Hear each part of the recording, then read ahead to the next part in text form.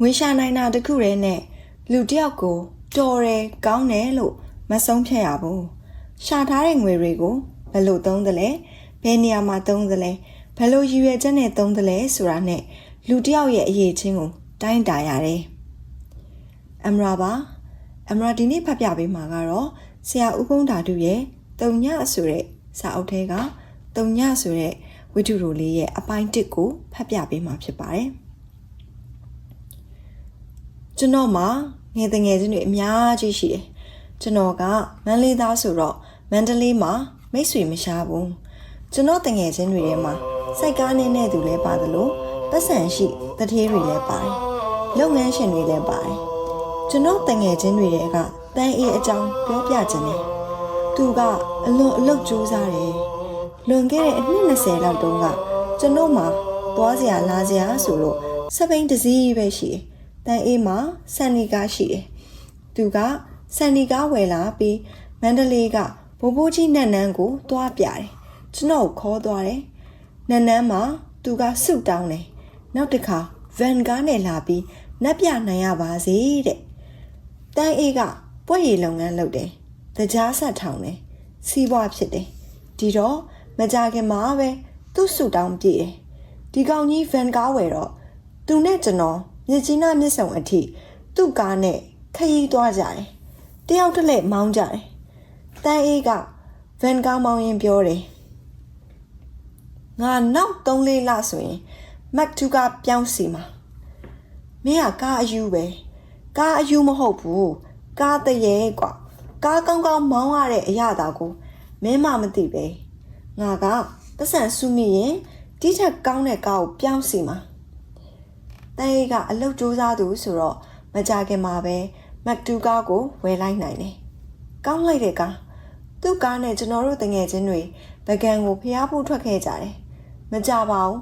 နောက်2နှစ်လောက်နေတော့မက်တူကားကိုရောင်းလိုက်တယ်သိန်းထောင်ချီပေးရတဲ့ပရာဒိုကားကိုဒီကောင်ဝယ်လိုက်တယ်သူကလည်းစီးပွားအလွန်ဖြစ်တယ်သူ့တကြားဆက်ကလည်းအောင်မြင်တယ်မြေပေါင်ခန္ဓာတွေကလည်းအဆင်ပြေတယ်ဒီတော့ဒီကောင်ကားဝယ်နိုင်တာမဆန်းဘူးသူ့ပရာဒိုကားကြီးနဲ့ကျွန်တော်တို့ကြိုက်ထီယိုးကိုသွားခဲ့ကြတယ်သူနဲ့ကျွန်တော်တလဲစီမောင်းတယ်ကားပေါ်မှာသူ့မိသားစုကျွန်တော်မိသားစုပါတယ်ငါလန်ခရူဇာစီးကျင်တာကွာမင်းစီးနိုင်မှာပါကွာကားဆိုတာတန်မိုးချင်းကြီးသလောက်စိန်ရှိတာမောင်းရတာလဲတက်တာတယ်စိတ်ပျော်ရွှင်စရာလဲကောင်းတယ်ငါကကားကောင်းကောင်းနဲ့ကဘာပတ်ပြီးမောင်းကျင်တဲ့အကောင်သူ့စကားအမှန်ပဲကျွန်တော်တို့ငငယ်တုန်းကကလေးကစားစရာတွေဝယ်ရင်ဒီကောင်ကကားမှာကားဒီအရွယ်ထိကားအယူယူတဲ့အကောင်ဒီလိုနဲ့သူဝယ်ခြင်းနဲ့သူစီးခြင်းနဲ့လန်ခရူဇာကားကိုဒီကောင်ဝယ်လိုက်နိုင်တယ်ကားကနိုးနှစ်ရောင်လေးကားပေါ်ကိုတက်ပြီးထိုင်လိုက်ရတာကိုကဘဝင်မြင့်သွားသလိုခံစားရတယ်လန်ခရူဇာကားရဲ့အဆောင်ရောင်ကကြောက်စရာကောင်းလိုက်တာသူဝယ်လာတဲ့လန်ခရူဇာကားကိုသူနဲ့ကျွန်တော်တလဲစီမောင်းပြီးတောင်ကြီးကိုတက်ခဲ့ကြတယ်လန်ခရူဇာကြောင့်သူကအလိုလိုနေရင်ဘဝင်မြင့်တယ်လို့ခံစားလာရတယ်လမ်းပေါ်ကလူတွေကိုကိုနဲ့အစင်တန်းမတူသလိုလုံးအစင်မရှိတဲ့လူတွေလိုလုံးမြင်နေမိတယ်အဆောင်ရောင်ဟာလူကိုယူသွစေတာတော့အမှန်ပဲတန်းရေးကားကိုကျွန်တော်ကကတ်ပြီးလိုက်ရတဲ့အကောင်ဒါတော့မှဒီလောက်ဘဝင်မြင့်သေးရင်တန်းရေးဆိုတဲ့ကျွန်တော်တငယ်ချင်းဘလောက်များဘဝင်မြင့်လိုက်မလဲစဉ်းစားကြည့်ပေါ့ဗျာလန်ခရူဇာကားဝယ်ပြီးလို့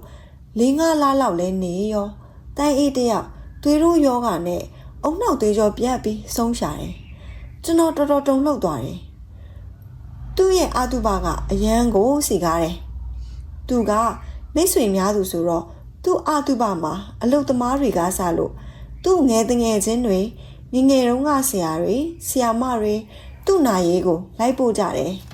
တန်းအေးမိမငိုလိုက်တာသူတို့မိသားစုဆိုတာကောင်းကင်ကြီးပြုတ်မတက်ခံစားကြရရှာတယ်